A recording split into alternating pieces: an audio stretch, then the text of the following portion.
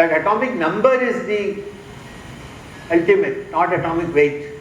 Because atomic weight will give all these isotopes and all these things. We don't want that. Mendeleev didn't know, they don't know the structure of an atom. Where is the question of atomic weight and atomic number? Nothing. So, he suddenly realized that that's what it was. That is that certainty. He won't get intellectual proof for that. He is just so sure of that, that he said, this is the model. Now you fellows go, anything that you have done, that experiment is wrong, this is wrong, that is wrong, but this is the model. And that is what is said here, that certainty and not communicability is the essence of intuitive knowledge. And this is very important. Intuitive knowledge is not guesswork. Intuition does not oppose intellect, but rather lies beyond it. There is something beyond intellect, that is intuition. Although it does not contradict the necessity of reason, questions the sufficiency of reason. Reason is fine, but it is not enough.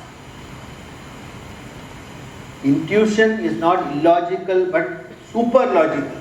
It goes above logic. In summary, both intellect and intuition must be synergized in the quest for the nature of ultimate reality. Unless you have both, this is what Shankara said in his interpretation of the Upanishads. Much of this comes from Shankara. And we are especially experts in this country. So when we as scientists go and try to make our mark in the world of science, we should rely on our strong points, not on the strong points of Germany or America or Japan. When you all go there and sit as postdocs for too long, you will only get some half-baked idea of their way of thinking. Indians will only think like Indians. Germans will only think like Germans. Japanese will only think like Japanese. When Indians try to start thinking like Americans, it is doomed to failure. So when we've got this big weapon in our hands, I can tell you the example of Kekulé finding the cyclic structure of benzene, Crick and Watson finding DNA structure. All these are examples of intuitive thinking. No rational set of scientific data and facts could have led them to that. Kekulé just said, I'm dreaming in the night, I'm feeling sleepy, I saw the snake eating its tail or something. I mean, that won't stand up to some scientific paper. If you send such a thing to JBC, they'll throw it out. I saw snakes in the fire or something. No, they won't take it. So that's why director said this, the world doesn't end with JBC. This is a starting point somewhere, yes, in this lab, yes, but it can't be the end, there is something that goes beyond. This is where we are strong, and this colonization thing has consciously denied us this feeling, sentiment, emotion that we had. The state of Raja Ram Mohan Roy, the state of Mahendralal Sarkar, the state of Yadunnath Sarkar, the state of Rabindranath Tagore, J.C. Bose, Swami Vivekananda. This is the state, that has produced all this kind of thinking. What have we descended to today? Some nonsense going on here and there. Think, up to all of us, it's up to all of us to try to see everybody should bank on their strong points. This is our strong point. And it is especially useful in science. Because some of the biggest scientific discoveries, the breakthroughs have come because of intuitive thinking. And intuitive thinking, let me emphasize, is not guesswork. And this is why I tell you, this brings me to the idea of civilisational states. See, Lothar Mayer lived somewhere here. Mendeleev lived somewhere there.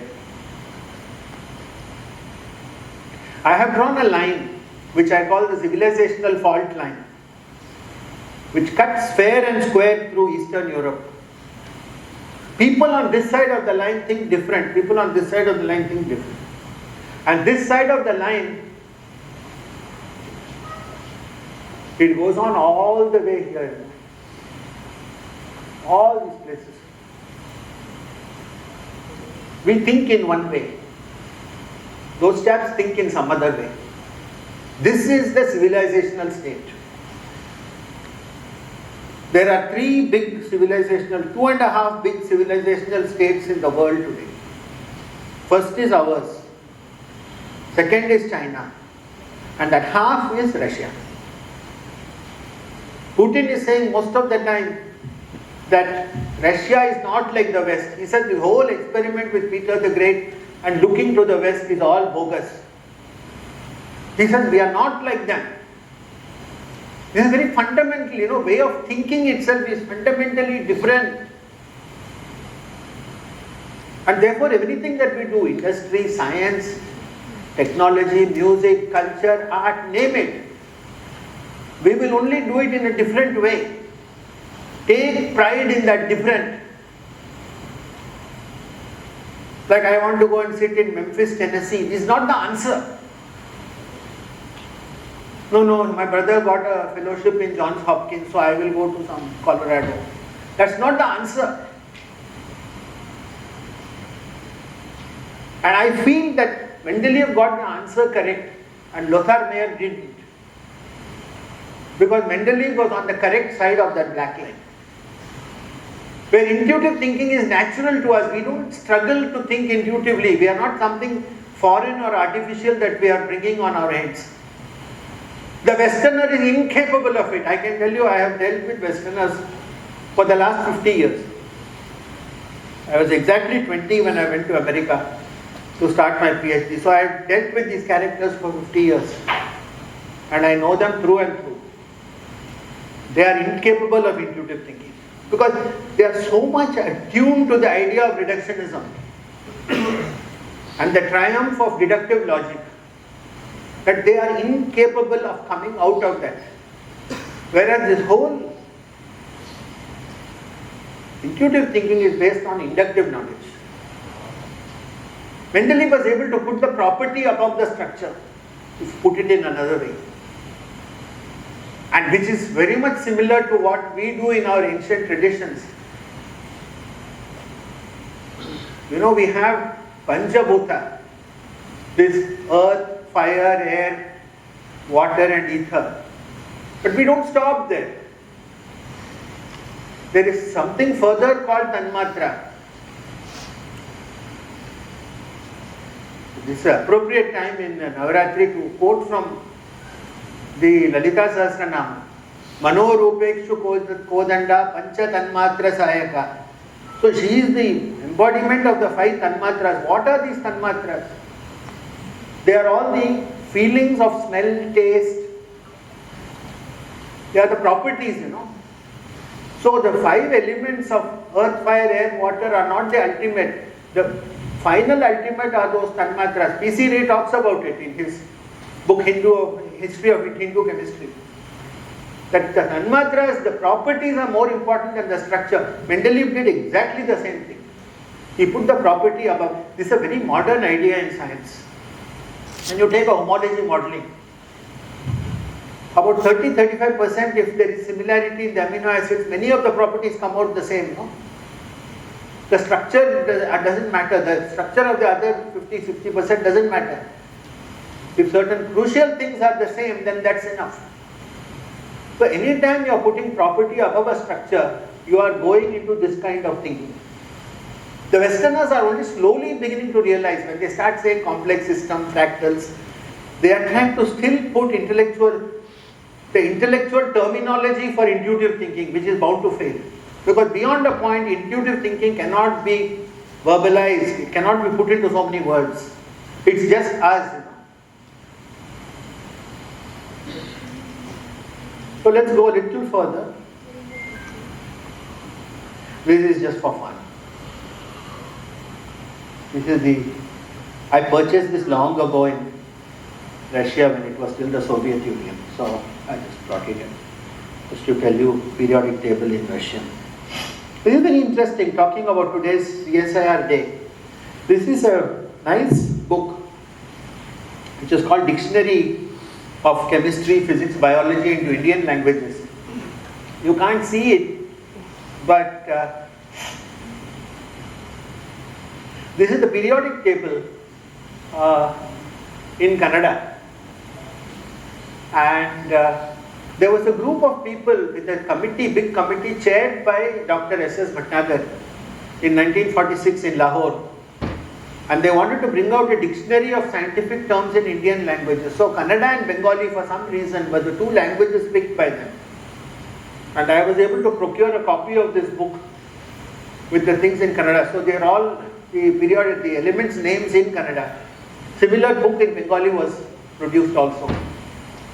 And unfortunately that committee and all that project didn't go beyond that particular stage. But a number of nice things are mentioned over here. So people, this idea of periodic table is a fascinating one. Here is another kind of depiction of the same thing. And this is something in the organic chemistry thing. This has to do with the availability of these elements today. So all the green ones, there is no danger. And as the color becomes more towards yellow, orange, red, these things start becoming more rare. And certain, just like animals become extinct, elements can become extinct. And we all know that elements cannot be created. They are just what nature has given us in the earth's crust. So once indium goes away, which is going to be one of the fastest ones to go, in the next 100 years it may go, if we continue our reckless activities with cell phones. Because it's an essential component of these wretched cell phones, which I criticized in the beginning of my talk. So as long as we keep making cell phones in the way in which we are making them, the world supply of indium is going to run out in 100 years. These are now well-known facts. So before long we are actually going to miss out on some of these elements. Then what do we do after that? No more cell phones. This is thorium. This is one of the success stories in our country. This is a Google search. The moment you put thorium in Google, the first one you get is thorium in India. So this is luckily with God's grace. He has given us a lot of this element which is essential in our atomic energy program. Because to go via the plutonium route, which we had to go because the US and Canada denied us supplies of uranium. So thorium becomes a big, now I am coming into the geopolitical aspects. These are all the places where thorium is found in India, or all these places. Wherever there is a beach and a sand, you will get thorium. It occurs along with cerium and other things, but this is the most important place, especially down here. These are the famous monazite sands of the beach outside Thiruvananthapuram. So very high grade thorium is available there, and the atomic energy has literally monopolized that whole beach. Nobody is allowed to go there, and so they take away all the sand and then get the thorium out of it. Our whole atomic energy program today hinges on that beach. So this is copper, very ancient. I told you 8,000-year element. We are coming to geostrategy. And what happens to a country? Copper is very, very important because any transmission of electricity you need copper wires. This is pre-Indus Valley civilization, found in a place which is roughly in the Baluchistan-Iran border. And this is the sad example of what happens when we allow foreign countries to come and exploit us, and the local politicians who for small amounts of money are willing to go this way, that way and create a politics. So in fact I am in communication with some of these people in this company. The whole economy of that whole area has vanished simply because we allowed ourselves to be played by a foreign country. And this is what happens when you take an essential thing. Countries have realized this, that the chemical elements, especially the metals, can be tools of geopolitics, geostrategy. That we are in a strong position because we've got most of the world's thorium. We are in a weak position because our copper, we were a net exporter and we have become a net importer because of China. And how it could play with the political parties and the church in Tamil Nadu. Playing with them is extremely easy for China. They are doing that also. We are just watching. Copper, oldest, I told you, oldest metal, oldest element that we knew 8,000 years ago. Thuthukudi whole place is shut down. And it is not pollution. They go on saying pollution, pollution. No, there is no pollution. It is just vested political interest. If you are all here in India instead of sitting in America, you will be able to use your scientific knowledge to wage battles of this kind which are being waged against our country.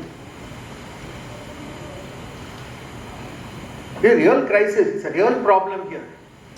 Now finally the political parties of all hues in Tamil Nadu have realized that this closure of Sterlite was very bad for them. Now they are crying. What is the use? When the whole drama was going on, they allowed themselves to be played like second violins.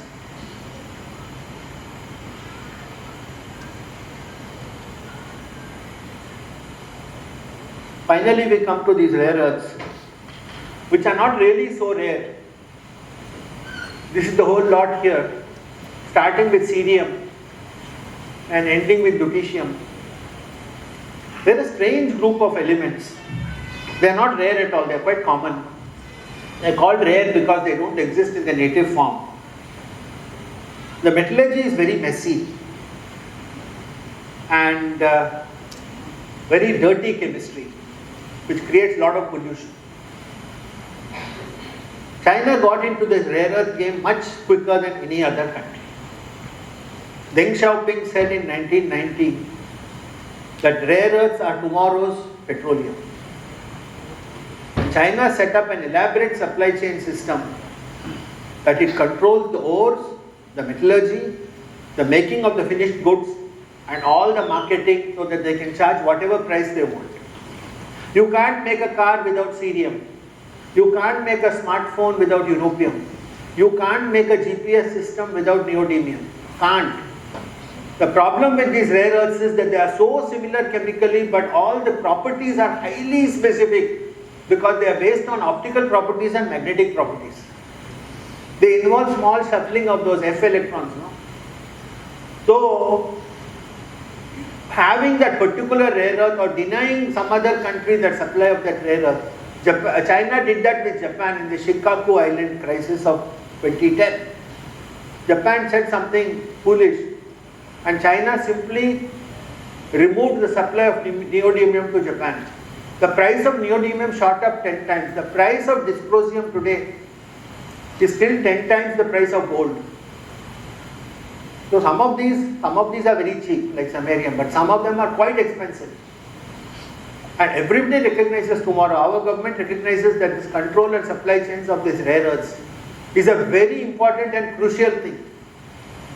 Again, back to the good old periodic table only. He who has that particular element is in a position of control. What is one of the main reasons for Quad coming up is Australia, Japan, India, USA. What is this weird gathering of countries? They say they are going to help in the Pacific and Indian Ocean basin. The thinly veiled thing to try to control China. One of the main things they want to collaborate with is rare earths. Because India, Australia, America have all got large amount of ores. Japan is a major consumer. So we have, these three countries have the ores. China also has ores. None of these three countries, we are all liberal democracies, so we can't do that dirty metallurgy without all the NGOs and all these Andolan GBs running to the Supreme Court. China can do all those things.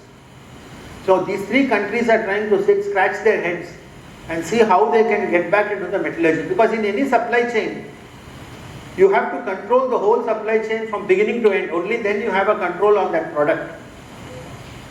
So this is some place where a very high level of science is needed. How can I get, for example, dysprosium? And any of these neodymium permanent magnets need 1% of dysprosium. Without that dysprosium, you cannot make that magnet. The only place where this recoverable dysprosium is available today is northern Australia, outside China. China has got everything. It's got all these things because they have worked on this for 30 years. America used to do it, but the metallurgy was so dirty that they actually started outsourcing it to China. You see that voodoo. So these are all the things that where scientists are needed. An IAS officer sitting in Delhi is not going to understand the difference between praseodymium and neodymium. He is not going to understand that these things have entirely different properties. For him, all of them are the same. Some rare earths, he says. I have seen recently one government report that called even nickel and copper as rare earths. And I said, oh my God, if this is the level of understanding, then we have a long way to go. And Mr. Director and others, when you talk to your DGs or your ministers and all that, please talk in the confidence that as far as science is concerned, you know more than them. Because he is a minister doesn't mean he knows more science than you. Finally, a DG or a secretary or a minister, they are all administrative people, they are not scientists. They might have been scientists before. But they are sitting in that chair, they are not scientists. Their priority is something else, correctly so. They are administrators. So don't ever let them tell you something about scientific things on which you are sure. And biology is even more full of critical examples than chemistry, I am sure about that. The whole COVID story has taught us that. So for heaven's sake, when we talk to these people as a CSIR lab, you are a government institution, not a university. And this again I will say to all the CSIR scientists. Director said it, I will say it again. The goal in life is not to write one more paper in JBC or organic letters. That is what you might have done in your PhD days. That's different. I could do something like that because I am sitting in an academic institution. Because that is my, I am told to do that. That is my real job.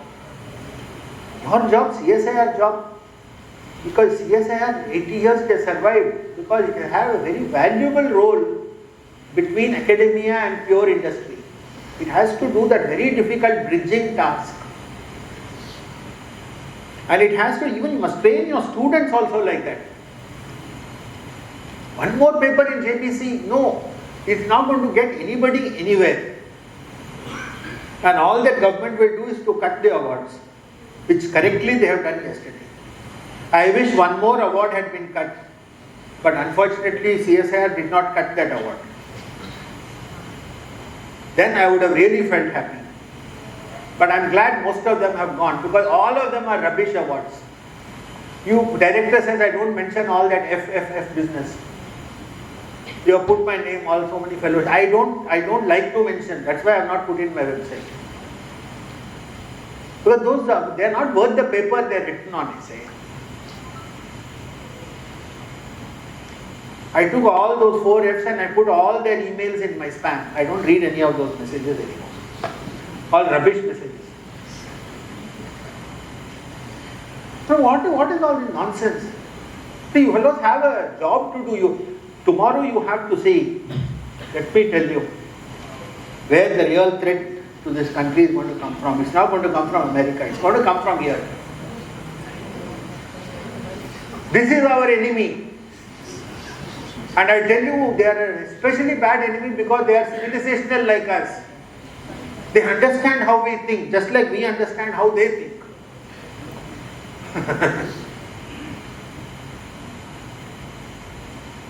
So the same tricks that we employ, they also employ those.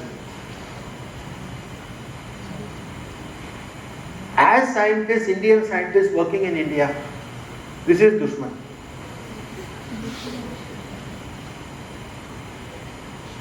They are the only ones who will have the amount of resilience that we have. We lasted 5,000 years, they also lasted 5,000 years. If we are not going anywhere, they are not going anywhere. We are geographically next to each other. So we can't get rid of each other also, even if we want to. Okay? We have to understand these guys a little bit more. And I'm almost done now. And this is why I say, as a civilisational state, and this is why I wrote this book actually at the time of COVID. So I'm sitting without my postdocs, without my labs, just stuck in my house for like all of us for 18 months, not knowing what to do. I don't want to just watch the TV and get a headache with that Arnab Goswami and all those things. Rubbish, just shouting all the time. And all those funny things. So I started reading, and I had seen so much about Indian science and how committee rooms work in Delhi. I can write a second PhD thesis on that. So I said, looking at it as a scientist, if so many things are wrong with our country now, or if things are not working properly, I have visited about 30-35 countries all over the world. And I was telling your director this morning, average Indian IQ is much higher than most of the countries I have been. It's not a problem with IQ. It is not a problem with us. Then as a scientist, what will I say? The original plan itself was wrong. Suppose you build a house with faulty bricks or do adulterating of some cement and all that, which our contractors do today. A flat will all start leaking after some time. So if the original plan itself is bad, then the results will be bad also. The computer program, rubbish in, rubbish out also. I started looking more at the constitution, looking at the fault lines in the constitution. What are the things that went wrong? Why were they going wrong? And then I felt that once again in this book has been come out in many podcasts and all recently. The problem is they never defined us properly as a civilizational state. With intuitive thinking, no, I talked all these things. That is not reflected in the constitution. They put us on the other side of the black line in our constitution. We took as a model, a very funny model, the only country in the world that has an unwritten constitution. Simply because they happen to be ruling us for 200 years. It is one of the poorest models to choose for a country that has a written constitution. How can a written constitution model itself on an unwritten constitution? The logic, no? And that is why we kept getting into trouble and we started putting amendments. So that's what this book is all about. And at the very end, let me say that I want all students here to please switch off their mobile phones. Where's my bag? Grey bag. See, because I'm going to, just for students only, I'm going to have a small contest, only for students. But please switch off your mobile phones. No getting the answer from Google. That is, you must use the honor code and not look at your cell phone. I have talked about whoever gets the correct answer to my question will get a free signed copy of this book. Okay? Now students, you please listen. I spoke about periodic table, I spoke about the elements. There are 94 natural elements. There are a total of 118 elements today. The rest are all radioactive and they have to be created artificially. Now the natural elements also have radioactive isotopes. Like if you have barium, that barium meal that they give if you have a stomach upset, that has a radioactive isotope of barium. Tritium is the radioactive isotope of hydrogen. So in a nuclear reaction, it is not difficult to get a radioactive isotope of a naturally occurring element. But there is one light element or a naturally occurring element